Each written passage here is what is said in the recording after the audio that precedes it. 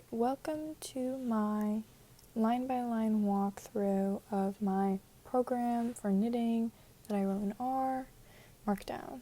So this is what it will look like when you open up RStudio, and we're just going to click New File, and we're going to make this a Markdown file, and then you can put in whatever name you want for the paper itself. This doesn't really matter that much, and it's going to render as an HTML document. Here's what it will look like. It will give you some instructions and nice things to know about the file that you're doing. I'm going to get rid of all this, and actually I'm going to get rid of everything because I'm just going to walk you guys through the file that I already wrote. So I thought about typing it out as I was making the video, and it was taking way too long, and I'm just going to do this. So this will tell you the name of your paper, and then the name of the author, and the type of document that it will output. Now, the way that our Markdown works is there are different headings that when you render it, there'll be different sizes. So I'm doing a medium heading here, I think, because I have 2 pound marks. Now I have some notes about this pattern. I'm not going to provide in-depth explanation about design choices because I'm assuming that you know enough about garment construction and knitting that you can figure all of that out. Now, first step, we're going to import the data. I put these little asterisks around this so that when we render this, it will be bolded because I want this to be important, that the size chart data, that's what we're going to call it. This is available for free at One Wild Designs. It's really important that you have a size chart. I like this one because there's 11 sizes. It's great. I do want to note that the size chart would be easier to manipulate and clean up if you transpose it by making the columns into rows and rows into columns. But I just didn't do it this way because I didn't realize it until I was almost done. And I was like, whatever. I already wrote all the code to get around the complications from not transposing it. So you can do whatever you want. But each embedded chunk of code, we can say that we want it to be included in the final document as true, or we can say that we don't want to include it as false. I'm going to include the first bits of this code, and then the second bits I'm not going to include, so you'll see a difference once we render it. Now, first things first, we are going to load packages. I'm loading a tidyverse package because we use it when we're reading our CSV. Yes, this was built under a different R version. I haven't updated my R yet, whatever. Now, importing the data, this is the read CSV function, which is from tidyverse package, and this is how it's labeled in my files, which is how I'm working it. If you don't know anything about R, Google how to pull in a file. I don't know. Now, we have our size chart. I didn't specify where anything was going to go, so it just did whatever. And here's the size chart. Yay! So this is what I was talking about. If we transposed it so that this column was actually up here and everything was switched around, it would make it a little easier. I think you can do that with a pivot function, but I did not. So you can see that we have some random rows that we just don't need, like this circumference row, this vertical drop length row. That's because when you have it in a spreadsheet, these are the categories. So these are all the vertical depths, like arm, side, and waist, some of which are important, some of which are not important. Before we go any further, I'm going to go ahead and save this file as knitting experiment. You can see usually I label everything properly, but it doesn't really matter for this. So I'm going to clean up the size chart data by removing unnecessary rows, renaming columns and rows, removing rows that will not be used in this specific pattern. So I'm going to go ahead and create a new object called revised OWD. It doesn't really matter what you name your objects, your new data frames, as long as you remember what they're called.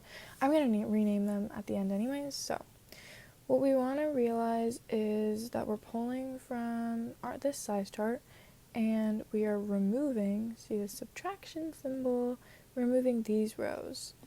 We're removing 1, 2, 14, and 22, because those are all the ones we don't need. I think you can also do it by removing them specifically by name or something, but I'm just doing it this way. Now we can see our new revised chart. This doesn't have those random NAs that we don't want. So Now I'm going to rename this header column, this right here. And it's possible there's an easier way to do this. I'm using the call names function. I don't remember what package that's from or if it's a base thing. But call names revised. This is the name of the data frame. And then these are the columns. And this is what I'm renaming all of them to. Very pretty. So now when I go back to this, they are suddenly gorgeous and beautiful. Ooh, wow. These are going to change in just a second, so don't get too attached to them.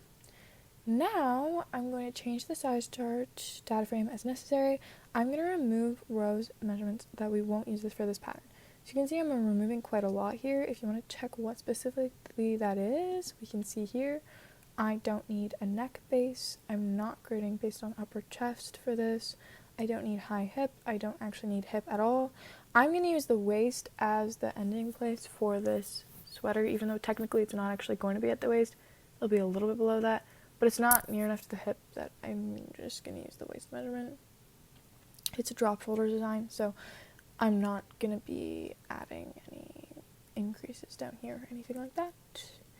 And there's a couple other ones that I just don't need. So now that I know everything I don't need, I'm going to make this new data frame called BC size chart. The BC stands for basic cable because that's what I was calling this design originally, but it's not really called that anymore. Again, it doesn't really matter what you're calling them. So now you can see there's only 15 rows instead of 25 like what we had before. Again, that's why I like this size chart, is that there's so much to play with. So depending on what your design is, you might need different things than what my design needs. And I need a couple of measurements that aren't here, so I will go ahead and make those, which you will see later. Now I'm going to create a new data frame with all the measurements in centimeters, since that's what I'll use to grade the pattern. I want to get this started as soon as possible. I like working with centimeters. I don't really like working with inches. So here's what I'll do. I'm going to make a new size chart. I'm going to use the transform function. I felt like it would be possible to do this in loops, but I couldn't figure out how to do that. If anyone knows, I don't know, let me know if that's even something that would work here. It just felt a little tedious. I wrote out this, so there's going to be a new column that's called SC1 for size 1, and it's going to be made up of the size 1 column times 2.54, because 2.54 is what you need to convert from inches to centimeters. So basically it's going to take this and times all of these numbers by 2.54 for the whole thing. And then I just copy and pasted that 10 times and rewrote the little numbers so that I got the right numbers, so that it will do it for all of my things. Ta-da! It adds everything back to here. So it's still in the same data frame. It's just now column 13 as the centimeters column. So I guess if you really want to do everything in both inches and centimeters, which I don't know why you would do that when you could just convert it at the end, you could keep it like this, where everything in centimeters is still in that data frame. However, what we're going to do is put these columns in a new data frame that just contains the centimeter measurements. We're going to call that centimeters right here. Ta-da! Beautiful. This is what we're going to be working with from here on out, which is exactly what I say right here. Like I mentioned already, we're going to assume that all center to back to waist measurements are excluding ribbing. So like the arm side to waist measurement is also excluding ribbing, etc., etc. Now, this size chart doesn't have a bunch of stuff. One that I do want for this, I actually didn't end up using it for this more simplistic version of the pattern, but for my actual version of the pattern I'm actually developing, which is not this, I wanted a bunch of extra stuff. One of the things I wanted is a front body and back body measurement. This is just the chest measurement divided by 2. So I'm going to add in those 2 rows, and I wanted to show how I did it in case other people want to do something similar. So this is the easiest way I've seen to do it because I did not transpose the data. And so working in rows R really does not like doing stuff with rows. It likes doing stuff with columns. So you'll see how I did it, but it's a little complicated. So firstly, I'm going to create a new data frame with just the chest measurement. Now we can see that this is this right here. And I'm calling row 1, columns 2 through 12. I don't want the columns with the words in them because they're not numerical and they're going to make it harder for me to do my job. So I'll make this. Now I'm going to convert this, which if we look, it's just one row. I'm going to convert this into a matrix. Then I'm going to have a vector, like a function basically, and what it's going to do is just be 2, so that when I make a new matrix using the sweep function, which I know really nothing about, I just found this on Google or whatever, it's going to take that matrix, it's going to go across column-wise, I believe, is 1. You can also make it 2, which is row-wise, or maybe I have those swapped, but either way, it will do the same thing. And then it's going to do it by this vector, which we already established is 2, and it's going to divide, because that's what I told it to do. So we're going to make that matrix, make the vector, and then basically divide the matrix by the vector. We know that we're dividing because we're doing this.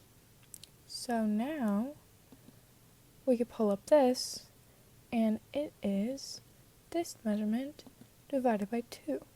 Wow, look how cool. Super complicated for something that I don't think should be so complicated, but whatever. I'm going to turn this back into a data frame because we need it to be a data frame. And then I'm going to duplicate this so that I can have a front body and a back body. And the way that that looks right now is this. So I made sure everything had a name, and then I named it right here, back body, front body. And I am going to have to reorganize it, reorder it. So that's what I'll do right here. And you can see what that does is reorder it so that column 1 is now this, all the way to column 12. Yay! Again, I think that there's easier ways to do this, but I could not find them. Now I'm going to make a new data frame, and I'm going to attach these to that data frame. I told you that we would have like a million little objects and things running around. It doesn't annoy me. It might annoy you. I don't know. Stick with it. We're almost done creating tons and tons of objects for really basic, simple stuff. So now you can see we have new rows, 16 and 17, which is front body and back body. Yay!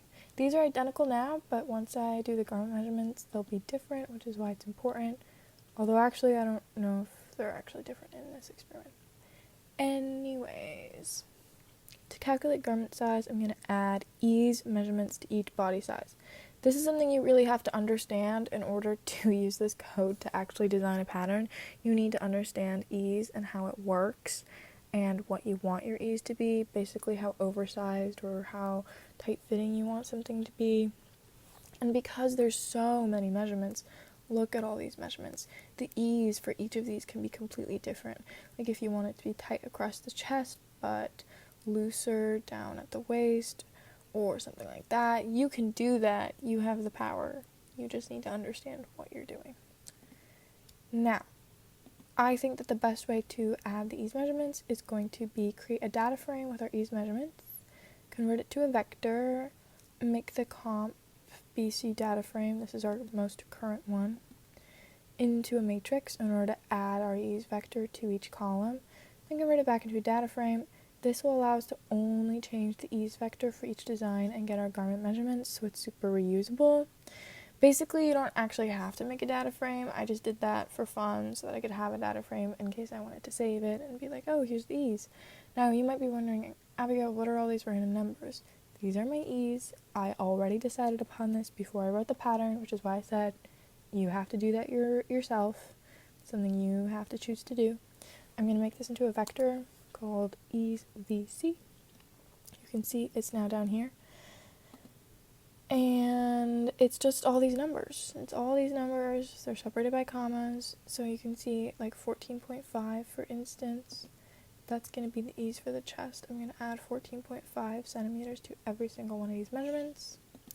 So all of them will have the same ease. Now I'm going to convert the size chart into a matrix. And then I'm going to add the ease vector. You can see we're using the add now instead of the divide. And now I'm going to make a new data frame called garment measurements. Look at that. It's beautiful.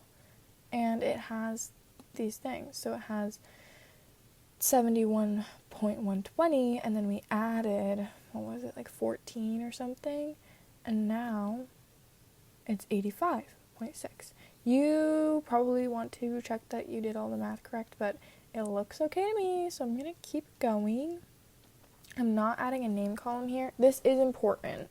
The reason why when we made our size chart data frame into a matrix, you have to remove this column 1 of names because it doesn't want to do calculations on categorical or named variables or whatever. So we just want it to be numbers, which is why it spits out this. I actually never got around to adding in the named columns.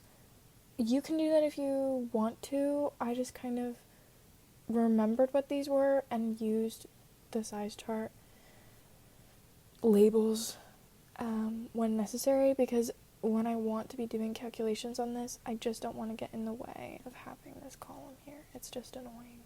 So I kept it like this because this is the data frame we're going to be doing all our measurements and calculations on for the rest of the thing. This is a good spot to go ahead and save your work. I save my work regularly. It's just smart to do. Now, yay for being maybe a fourth of the way done. This was the hard part. This is the part that differs for every single design. This ease right here specifically. Once you have that done, all of this code is exactly the same if you are making a drop shoulder sweater or anything really similar to that. There are 3 sections we have to do manually, so sorry about that, but I couldn't figure out how to do it with programming. It's okay, whatever. So now that we have our garment measurements, we're going to customize this data frame further for our design. We're going to add a shoulder width row. So to calculate neck and shoulder shaping, we need a shoulder measurement. This can be calculated by subtracting the neck width from the cross back. So if we go over here, we have our cross back at shoulder and our back neck width. So if we take 13.3 away from 36.1, we're going to get and then you divide that by 2, we're going to get a shoulder measurement. And this is going to be a new row called shoulder width, with that measurement. So I'm going to create a new data frame with just the cross back. This is the same thing as we did before. I'm going to convert it to a matrix. And then we are calculating our vector, which is from the garment measurement. This is 12. This is our back neck width. That is what this vector is. So that we can say subtract, and what we're subtracting is our neck width. Again, you can relabel these if you want, because obviously I did not label mine super well. Then I'm going to divide this by 2, and then I'm going to turn it back into a data frame. So now if we go look ahead at our data frame, which is called shoulder width, you can see that this is what it is. Yay. So basically, if we add 14 plus 14, then we would get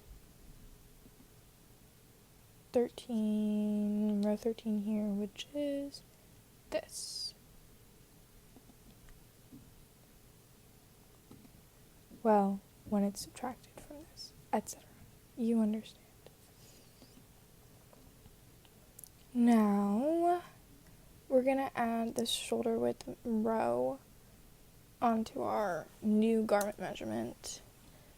And I'm going to rename everything really quick, just so that I understand it. Oh, I didn't actually ever make that into a data frame. Whatever. I'm going to name it size chart final and garment measurement final. You can name it whatever you want. Then I saved everything. I already saved this before, so I'm not going to save everything again. But now we can write our pattern. I'm going to close this all out. so that it's simple and we don't have a lot going on. This is honestly probably where I would save it and then I would close out R and then reload it again, just so I don't have tons of things all over the place, but I'm not going to for the sake of this video. Now that we have our size chart, garment chart, ease, we can begin writing the pattern, but really the only thing we're going to be using again is our size chart. So I like to do things in breaks, so I would probably take a break here if I was actually writing the code, but you don't have to do that for this video. But I would say you can start here to save the data frames you needed to do so you don't have to rerun everything. We are going to load a new package, desk tools. We're only using this for one thing, but I needed to use it, so it's whatever. Now, I'm loading the data. I already have all the data here. It's not important. I'm going to create an object for the row and width gauge. The stitches equals stitches per centimeter and the rows equals rows per centimeter. This is the other super important part of writing a project. Besides ease, the gauge is what's important. So I'm working with a gauge of 2.2 stitches per centimeter and 2.8 rows per centimeter. And I just made those into little functions so that it's easier for me to do all those calculations.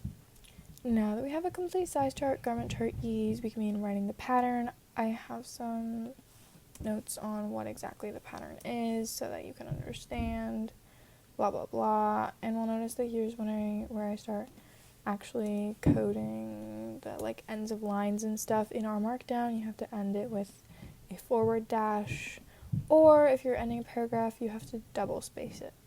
That's just what it likes doing. Please ignore this writing specifics in this. I'm gonna get a tech edited, I'm gonna actually work on it, but this was more focused on, can I actually make these calculations happen in the program? That's what I was focusing on. So yay. Our first calculation. I want to do some back shoulder shaping. That's what I'm gonna do. So I need shoulder width count and shoulder drop depth row count. So like for the shoulder drop depth, you have to understand that your shoulder at the point of like your neck is higher than your shoulder like at the edge of your arm. So that drop is important. And you can see that we have that drop in our garment measurements final, wherever that is. I'm sure we could pull it up. So what I'm going to do is make a new thing. Let me actually make sure that I saved these as new things, because I want these to be open. Oh, here we go. Garment measurement final and also size chart final. Yay. So you can see we have our shoulder drop right here. This is 3.8 centimeters. This is the same for all the sizes. And then we also have the other thing that we need, which is shoulder width. So what I'm going to do is this nifty line of code, which I use a lot. It is round 2. This is from the desk tools package. And then I'm going to call the data frame, which is our garment measurements final data frame. I'm going to do whatever column I need, or whatever row I need, which is row 18. You can see it's this row right here. It's labeled weird, but just remember that this is row 18. This is the row that is 13. Just divided and subtracted and whatever. Remember 13 is our cross body, back at shoulder, so we can remember that row 18 is going to be our shoulder width stitches, which is what I say right here. And we're doing that row, all the columns, and I'm multiplying it by our stitches function, which we can remember is 2.2, and then I have a little comma and then 2. This 2 is the closer to the round 2 function, so that it knows that it's dividing this number, this 18, row 18 times 2.2. It's going to round that number to 2. I'm rounding everything basically in this whole pattern to 2 because it's just easier to knit when all the numbers are even, and do calculations that you can't do, like increases and decreases and stuff that are harder when it's not even numbers. So, obviously I forgot to run this code. There we go. Now, what this did basically is give us shoulder width. These are all stitches. You can see that they're beautiful and rounded, and these equal stitches and not centimeters anymore. We're going to do the same thing, but for the shoulder drop row. Now, to determine the increases, this calculation is the shoulder width stitches divided by the shoulder drop row divided by 2. Because we don't actually want to increase on every single shoulder drop row, we only want to increase on every other row, because that's what our increase rows are. And when we pull this up, this is what we get. Not super helpful, but I will show you what we're doing with it. Basically, this tells us that we're going to be increasing rates of stitches from 4 and 5 to like 6, and so we need combinations of 4, 5, and 6 stitches. I do wish there was a way to automate this. I don't think that there is, because this is just working in short rows basically, but if anyone knows how to program short rows, what we need is like a function that can do a this number times this plus this number times this equals this number of stitches over this number of rows. But I'm going to do it all manually, so you kind of get the hang for it after a little bit, but you just do have to manually calculate everything. I will realize that 4 times 5 plus 5 times 2 equals 30 stitches over 7 increase rows. You can see the 7 rows are 5 plus 2 equals 7, and 4 times 5 plus 5 times 2 equals 30. And this is 7 increase rows, 14 total rows. And then you just do that for all of these. It's a lot of fun. It's really not, but I'm going to use this info when I'm writing the short rows. Then I'm going to calculate our back neckline shaping.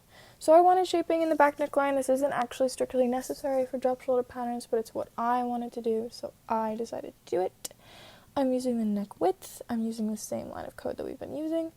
And the way, according to Vogue Knitting, to do this is use 80% of the stitches that are going to be cast on to join these two triangles.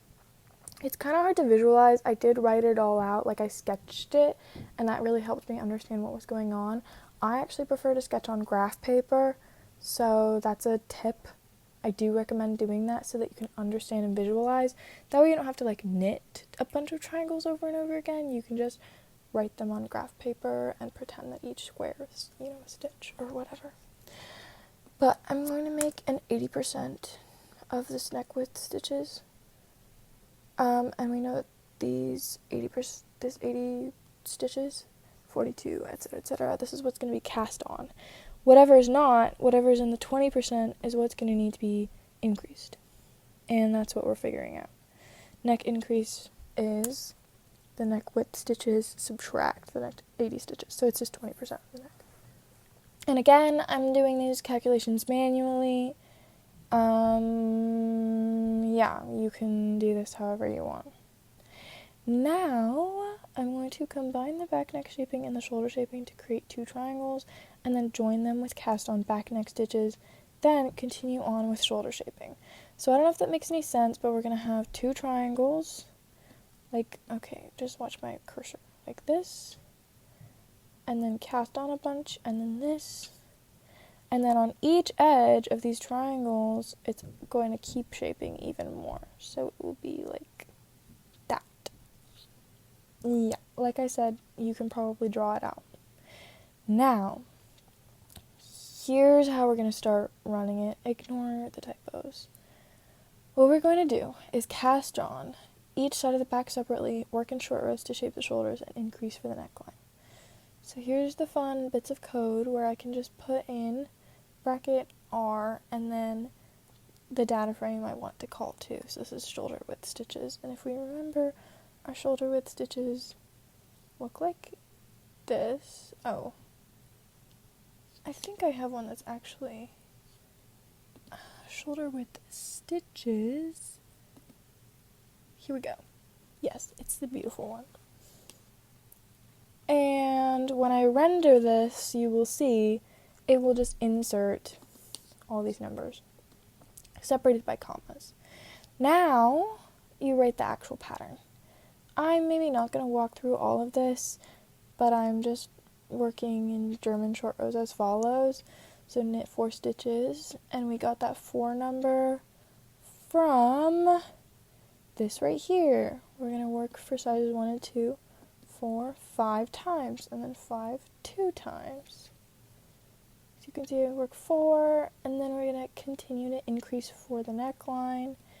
And so all of these increases we're getting from this. Increase 1, and then increase 2, and then increase 2 again.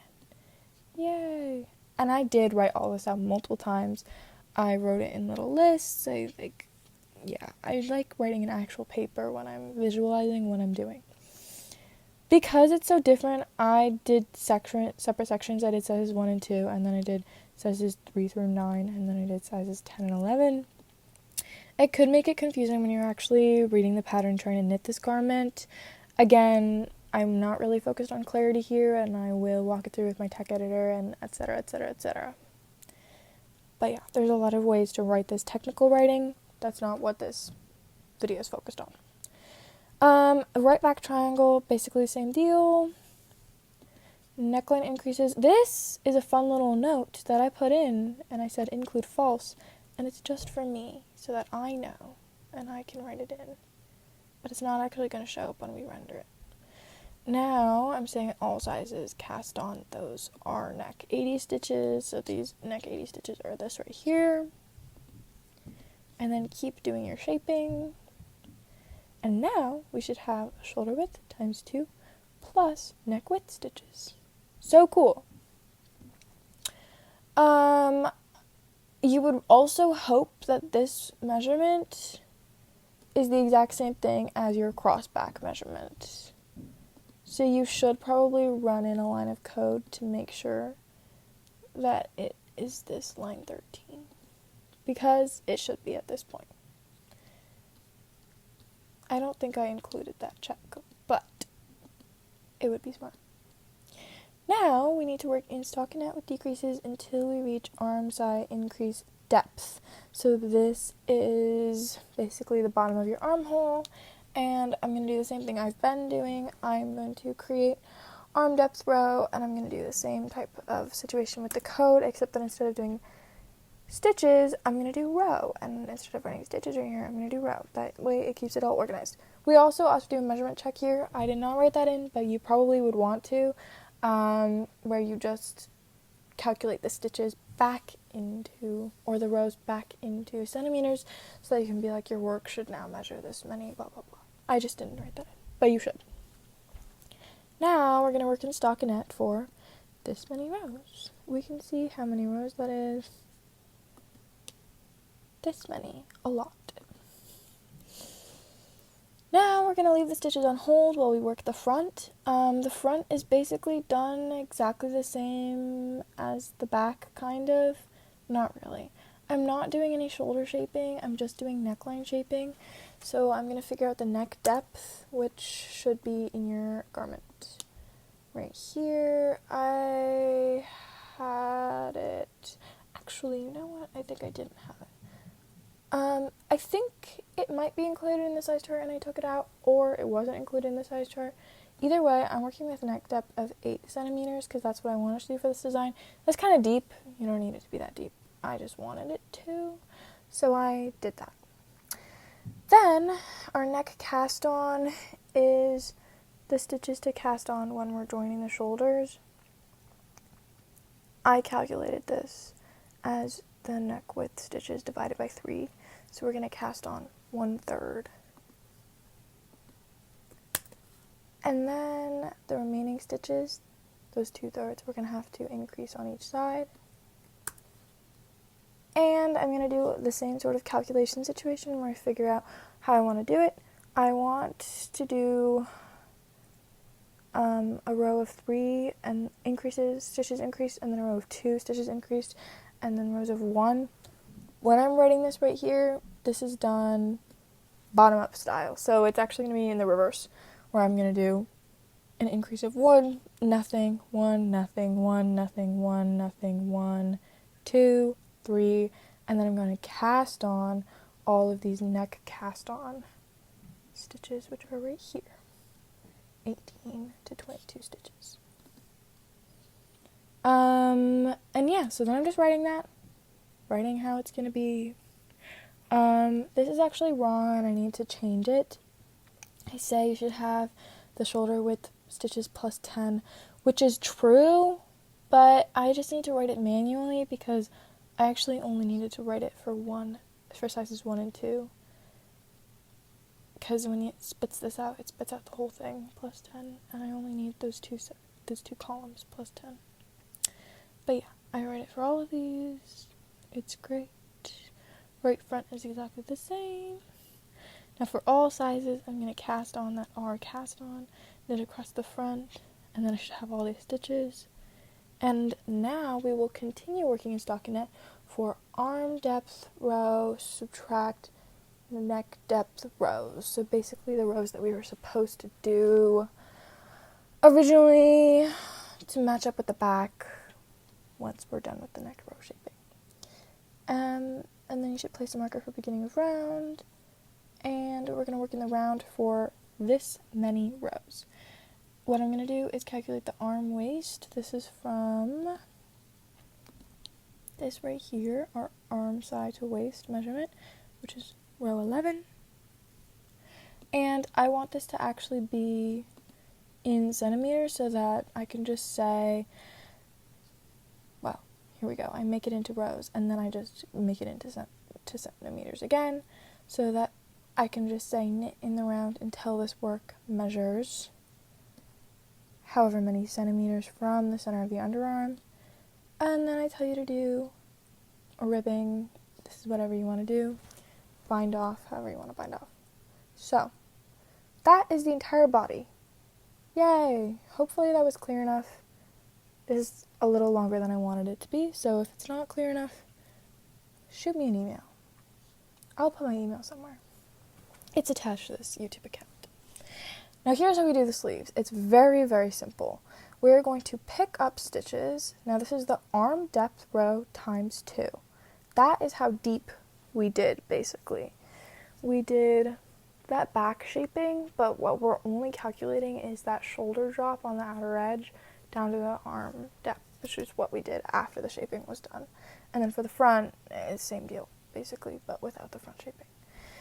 This is what we have, this arm depth times 2, and then what we're going to do is divide that number by 3, and then we're going to times that entire number by 2.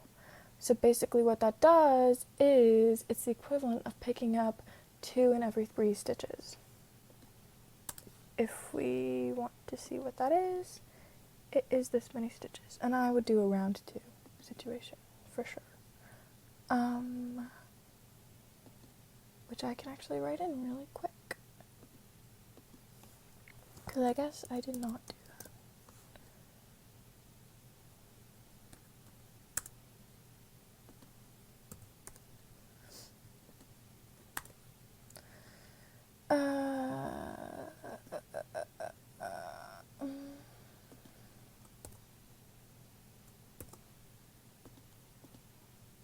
You can tell that this video is making me tired. Basically, here is it when it's all rounded. Beautiful, gorgeous. Now, to calculate the decreases that we're going to want to do, because I want decreases in these sleeves, I'm going to make wrist stitches and an arm length measurement, and then an arm decrease stitches measurement. So, we know our wrist stitches, which will be whatever this says, 50 to 64. And we know our arm length, which is rounded from our arm length row. And what we're going to do to calculate our arm decrease stitches is just the pickup stitches, subtract the wrist stitches, rounded to 2. Yay. And then our arm decrease rate is this arm length divided by the arm decrease stitches.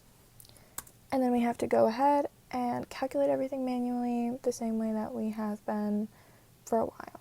So our arm decrease rate is going to be anywhere between 4 and 2 for intervals of like 2 or 3 decrease rows. And again, you have to do this all manually. Not super fun, but it's whatever. So I figured out that I needed to decrease 32 stitches over 120 rows. All of these are over 120 rows because the arm length is the same.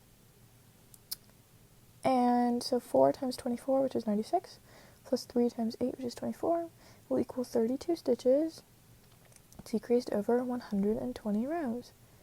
Yay! So this 96 plus this 24 equals 120. And this 24 plus this 8 equals 32. That is how that works. And you'll just do it for all of these, and then you will write that into the pattern. So we'll pick up and knit the pickup stitches.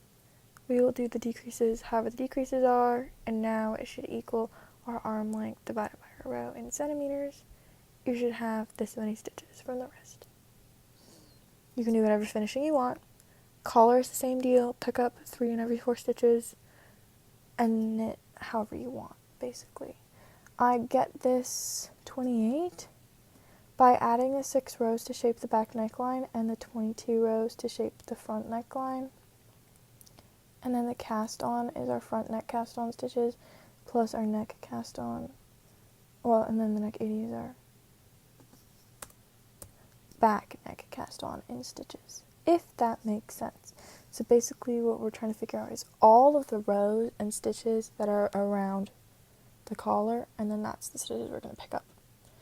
So it says pick up this many collar stitches, equivalent to picking up 3 and 4 stitches around the neckline. You can do collars however you want. This is how I do them. And there we are at the end of our 500 lines of code after weaving in and blocking the ends of the sweater. That's how it works. Again, my R knowledge is beginner for sure. I've done a couple of projects with R, but I went to school learning SPSP, so this is new for me, but this is what I think figure works. It works well. And let me show you how it looks when we render it. So we click this knit button, it will render the whole file. It's processing everything. And everything that we included as true for our chunks of code will be included in this. So you can see I included all of this stuff. But if we say to not include it, it just won't include anything. And you can see where I made everything bold, or where I made things italic, or where I added headings. Yay. And now you can see this is where I decide to stop including the chunks of code, and now we no longer have those chunks of code. Instead, we have our inline code. Beautiful. You can see all these instances. I'm going to work on formatting this, but it works for sure, and I didn't have to type in manually all these numbers, which I really like.